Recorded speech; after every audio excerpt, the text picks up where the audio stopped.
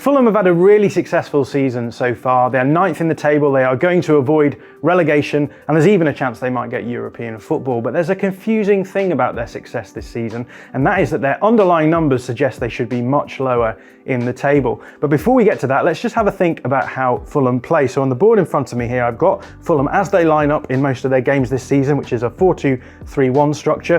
The thing to notice is that they keep their wide players quite narrow, and this generates a lot of space for their fullbacks to push up. And they play their fullbacks generally as we used to see fullbacks being played in the past. So lots of flying fullbacks moving down the wing and generating chances in those wide areas. Now, obviously, all of this system is designed to get Mitrovic onto the ball because he's a really good finisher. And the way that they do this is by building up usually in those wide areas.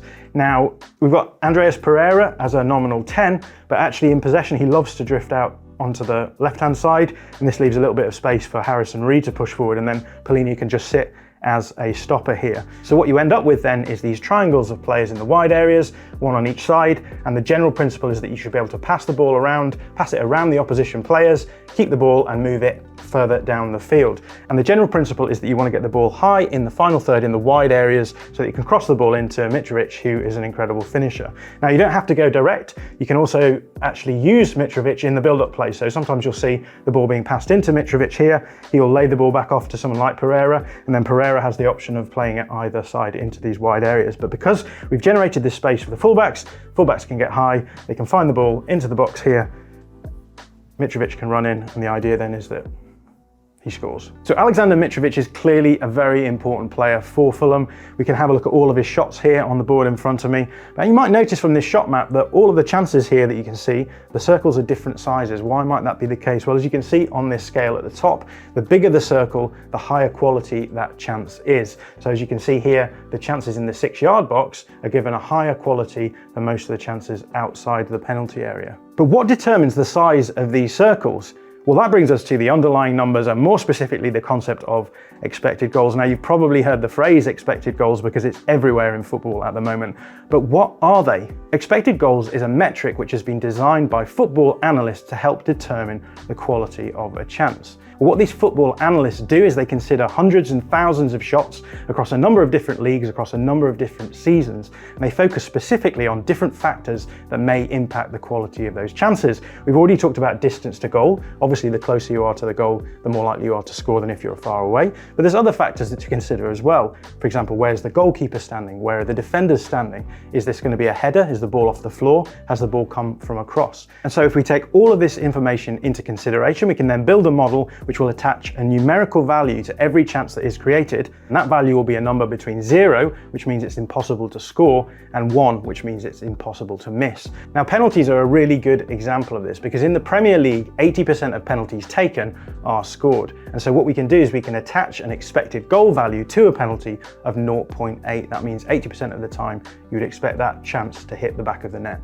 So now we have all of these chances with expected values attached to them, and what we can do is we can add them all together to give ourselves a good idea of how many goals we would expect Alexander Mitrovic to score. So there are actually 86 shots in this sample size here. If we add all of the expected goal values for each of these shots together, we end up with this figure here, which is 12.4. So we would expect with all of these shots for Alexander Mitrovic to score 12.4 goals. He's actually scored only 11 goals, so he's actually underperforming his underlying numbers. So this is all of the chances that Alexander Mitrovic has created. But we can also do this at the team level as well. We can take all of the chances that they create and all of the chances they concede to try and attach some kind of value to them as well. Now, if we do that, then we end up with this wonderful table of Fulham's underlying numbers. Now, we've got 3 rows here. We've got the expected numbers, the actual numbers, and then the difference between the two. And we've got 3 different columns here. So in the first one here, goals for. Now, Fulham, in terms of their expected goals, you would expect them to have about 33.7 goals this season. They've actually scored 38.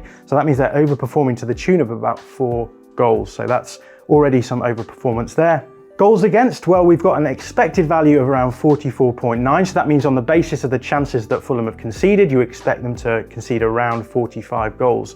But actually, they've only conceded 37 goals, so that's another overperformance, this one to the tune of about 8 goals. And the result then is that their goal difference is about 12 goals away from where you would expect it to be. You would expect it to be about -11, and it's actually +1. So Fulham's underlying numbers suggest they should be much lower down the table than they actually are. Now, you may raise the question, question, who cares about these numbers? Because Fulham wanted to stay in the Premier League and they're going to stay in the Premier League. So who cares if they've overperformed for a slight period? But this is the idea of the underlying numbers. The underlying numbers suggest that in the long run, you won't be able to overperform to these levels. At some point, you would return to the sort of performance levels that the expected numbers are suggesting. But it is worth analysing this overperformance to determine what's causing it, because this will help you to avoid it in the future. And if we do that, we end up at Bernd Leno, who is the Fulham goalkeeper. And we need to talk about another underlying metric, because we've already talked about expected goals. Expected goals is the chance of a shot going in before it's hit. But as soon as you hit that ball, then the likelihood of it going in changes dramatically, because you may put it right down the middle of the goal and the keeper will probably save it. But if you put it in the top corner, then you're probably going to get a goal. Now we can represent this in a very similar way to the way we did with expected goals. But this time we're looking at the goal itself. These are all the shots that Bernd Leno has faced for Fulham. And as we can see, the size of the circle again is correlating to the quality of the chance that has been taken. So as we can expect, a lot of the chances in the wide areas and in the corners are quite big because they're more likely to go in. And then we have lots of little circles here, which are much smaller because that's where the goalkeeper is standing. And we can do the same thing here that we did with Mitrovic, which is we can take the expected values of all of these chances and add them all up and see how well Bernd Leno is performing against his expected numbers. So we have 133 shots in this data set. If we take all of the expected values from them and add them all up, then we end up with this post-shot expected goal number of 37.7, which means given the quality of the chances that he's faced, you would expect Bernd Leno to concede 37.7 goals. But actually, he only conceded 31 goals, and that means that he is overperforming to the tune of about 7 goals. So Bernd Leno is clearly an important factor for why Fulham are overperforming their underlying numbers, and it suggests that they do have defensive issues. But actually what I did was I dug into those defensive numbers and I actually found something really interesting behind the scenes, and that was this, that Fulham are actually much better playing against bottom half teams than they are playing against top half teams. So what I've got on this table now is all of Fulham's numbers against top half teams on the one side and all of their numbers against bottom half teams on the other. Now you can see that Fulham have played more games against top half teams, 15 to 12, but actually when we look at the points that they've got from those games per game, we can see that against top half teams, Fulham are likely to get 0.93 points per game, which is miles off the 2.08 points per game that they're getting against teams in the bottom half. So they're clearly performing much better against the bottom half teams than they are against the top. Now we can look at all of these other metrics and see that Fulham are largely performing much better against teams in the bottom half of the table. But the thing I want to focus on particularly is the expected goals against. That's the defensive numbers that Fulham are putting up, because against teams in the top half of the table, they are conceding around 2.13 expected goals against per 90,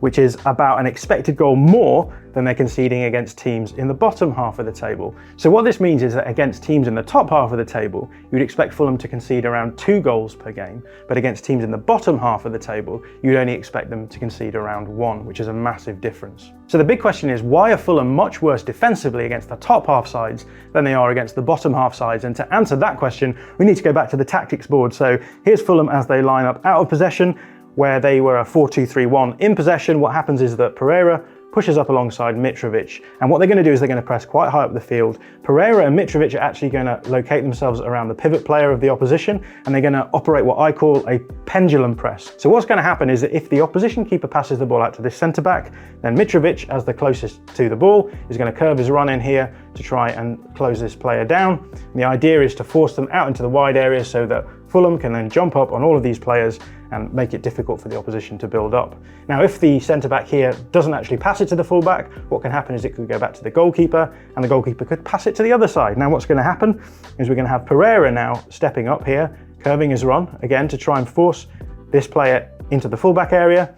And what will happen as a corresponding movement is that Mitrovic is going to move back onto the pivot player. So the idea then is that you're always covering the pivot player. If the pass to the fullback is played, then this is going to trigger Fulham's press. And the general idea behind this press is they're going to try and trap the opposition against the sideline, cover all of the options and squeeze them into this half of the pitch. So the Cordova Reed will push up. Pereira is going to jump this side of this player here so that the pass back to the centre-back can't be made. You're hoping that Mitrovic has covered the pivot at this point, and then what you'll see is the two central midfielders covering these options options here, and then everyone else just squeezing across to try and make it much harder for the opposition team to be able to possess the ball. Now, one of the things that you'll notice here is that you're leaving weaknesses on the opposite side of the field. But the general idea is that if you cover all of the near options, it's going to be very difficult for them to find those wide players. Now, this works really well against lower half teams because they can often struggle to build out from these situations. But against top half teams, they have the technical quality to actually start finding these players in wide areas. And this is where the problem comes in. By being super aggressive, Fulham are actually leaving these areas that can be exploited by better teams. I've got a really nice example of this happening against Arsenal. So what we can see in this situation is that Arsenal are trying to build up, they're trying to move the ball down this side of the field, and Fulham have actually been able to squeeze them into the corner. The ball has been with the fullback, and so the Fulham wide player has jumped onto him. Now he's passed the ball back to William Saliba, but as you can see, Fulham's two forward players are going to jump, try and make it as hard as possible for them to get out of this situation. But as we've mentioned, we've got a load of space here, and Granit Xhaka in that space, desperate for the ball. This is Bobby de Cordova-Reid. He is the wide player on the right-hand side, and he's actually in the other half of the pitch. So this whole area of the pitch has just been left open. And what's able to happen in a few seconds is William Saliba is able to hook the ball around to Granit Xhaka, who picks the ball up in a huge amount of space. But the important thing to notice is that this is all of Fulham's forward press, and with one pass of the ball, Saliba has actually just bypassed that whole press. And so Arsenal are able to get into this situation where Granit Xhaka is running with the ball at the back line, and Arsenal have 5 players on 4 Fulham players. And so Arsenal actually have 2 different kinds of superiority here, not just the numerical superiority of a 5 versus 4, but they have a really nice positional superiority as well. Their front 5 are spread out all the way across. So we've got 2 Arsenal players here who are going to attack Anthony Robinson at the back post, and then we have Leandro Trossard and Granit Xhaka here able to do a 2-on-1 against Kenny Tete, work the ball around him, and actually the ball is going to come to Trossard, going to play the ball over the top to Gabriel Martinelli, and Arsenal are going to score. So what this all means is that Fulham are approaching games defensively against the top half teams in a very similar way to the way they're approaching teams in the bottom half of the table, and it's simply not working. What's happening is their expected goals against are just racking up in those games against the top half teams and giving an unrepresentative idea of how bad their numbers actually are. All of which is really good for Fulham because it suggests that there's actually a fairly clear solution to their problems. What they need to do is have a slightly more conservative defensive approach to teams in the top half, and if they do that, then they might start seeing their underlying numbers starting to match up with their actual numbers. If you like this video, please consider subscribing to the channel. The Athletic is home to some of the world's best sports journalists, including journalists dedicated to each Premier League team, so every fan gets the coverage they deserve, not just the big clubs. And you can try it for free now for 30 days. See the link in the description.